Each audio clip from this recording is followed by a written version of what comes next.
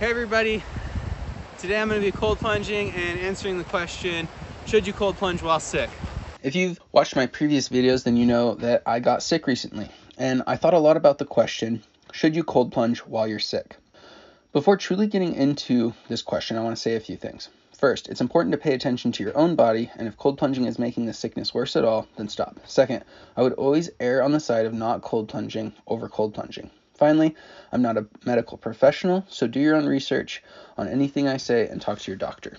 Now, for a more in-depth answer to the question, should you cold plunge while you're sick?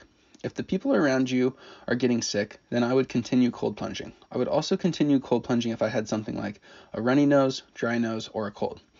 But if that sickness kept getting worse, I would stop cold plunging. Now, if I had a fever, I would instantly stop cold plunging and consider taking a short bath or wrapping myself up in blankets to allow the fever to run its course instead. I see cold plunging as a way to keep my immune system boosted and working in the hopes that I won't get sick, but also so that when I do get sick, it's milder than it would be. Therefore, the hope would be that my work up to this point will keep me healthy and allow me to push through the sickness. I would not want to still add an additional stressor to my body by still cold plunging. Instead, I would try to replicate the calm, deep breathing that happens when cold plunging without actually getting into the cold. If you absolutely still want to cold plunge, then maybe consider a cold shower instead. Only do 30 seconds or take a warm shower and then the last 30 seconds do cold, or maybe just don't do the water all the way to as cold as possible.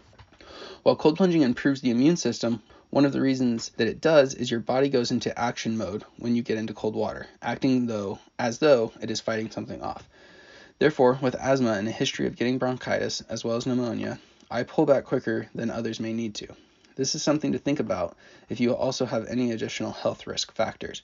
When you start to get sick, you too may want to pull back faster than someone who had an easy time fighting against sickness. They may be able to cold plunge all the way through the sickness. Now, to explain my personal experience of how I stopped cold plunging when I got sick. Each week I take off one day, and on this day my nose was a little dry, making me think I may get sick. I had a good reason to believe this, as the other people in my household had also gotten sick. I decided to still take my bath like I always do on my day off. This is where I made a mistake though. I took my bath and it was over an hour. After the bath, for the rest of the day, I continued getting sicker and sicker, and I also got a fever. I made the decision then that I would not cold plunge the next day, but even if I didn't have the fever, I was sick enough that I wouldn't have cold plunged the next day. In the future, if I have something like a dry nose, I will still be cold plunging even if it's my day off, as I'm curious if that would have helped my body fight off the sickness.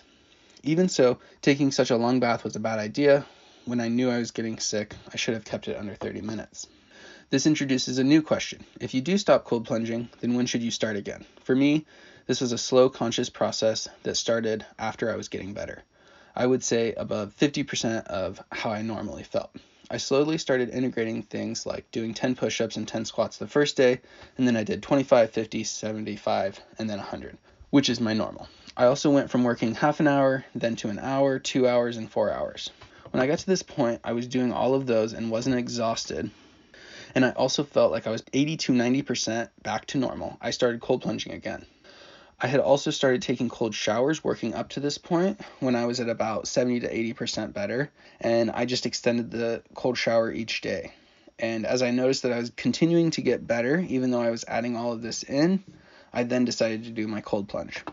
The reason I took it so slow is that I did not want to relapse. I think that this is one of the most important things to pay attention to when getting sick. It's easy to think we're getting better and rush back in, only to get a relapse and make it 10 times worse. Therefore, I continued taking my garlic oil, magnesium, and vitamin D during this time, as well as doing many of the things I talked about in my previous video, 10 things I'm doing to be proactive against pneumonia. I went slowly back into my normal routine, paying attention the entire time if I had gotten worse at all from one day to the next, and if I had, I would have pulled back. But fortunately, I continued getting better each day. All right, it's cold, hair's frozen, but in conclusion, should you cold plunge while you're sick? Most important thing is pay attention to your body, and you should always err on the side of not cold plunging over cold plunging. If you enjoy this type of content, or if you enjoyed this video, please give me a like and a follow. Have a good one. Thanks for watching.